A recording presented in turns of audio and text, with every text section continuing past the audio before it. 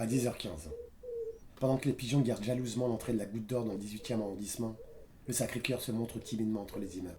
Au même instant, à la rue Loudoville, le jeune Haussmann, dans sa boutique, s'apprête à finir les dernières retouches de l'habit de mariage de M. Régis, sans soupçonner que ses points de couture allaient changer sa vie à jamais.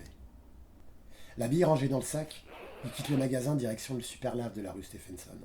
En arrivant près du lave-o-matique, Haussmann jette un coup d'œil furtif, comme à sa habitude, aux fenêtres condamnées du 5 rue Mira, devenu lieu de recueil. Laissant l'habit tourner à allègrement dans le sèche-linge, le couturier s'offre à la petite boulangerie d'en face, un chausson aux pommes tout droit sorti du four. Tandis que les cloches de l'église de la rue Affre retentissent, Haussmann récupère ses vêtements, et se sachant bien en avance, il décide de profiter des joies de son quartier. À 15h10, au square Léon, Haussmann est assis sur un banc. Pendant qu'il se bronce les dents en siwak, Haussmann se rend compte que son sac a disparu. C'est la douche froide, et le couturier doit faire machine arrière. Il fonce en direction de la rue des Poissonniers et passe au-devant des maraîchers qui emballent leurs marchandises. Il retourne au Dakar voir son ami Ali, mais ne trouve rien. Il poursuit sa course jusqu'au Petit Georges où il est allé manger et longe le chantier abandonné qui donne sur la rue Stephenson. Bredouille.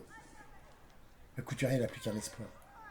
Le bistrot animé de l'entre-deux dans lequel il est venu boire 2 bières fraîches à 14h30. En vain. Désespéré, Haussmann remonte lentement vers la Goutte d'Or quand soudain le bruit d'une bicyclette l'effraie.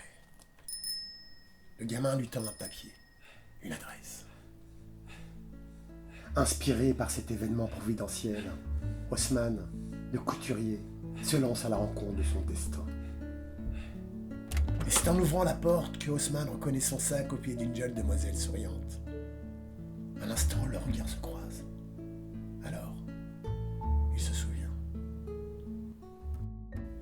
Et c'est à 16h, 10 minutes et 12 secondes, au 33 rue Mira du 18e arrondissement de Paris, qu'un jeune couturier a trouvé plus précieux que son sac.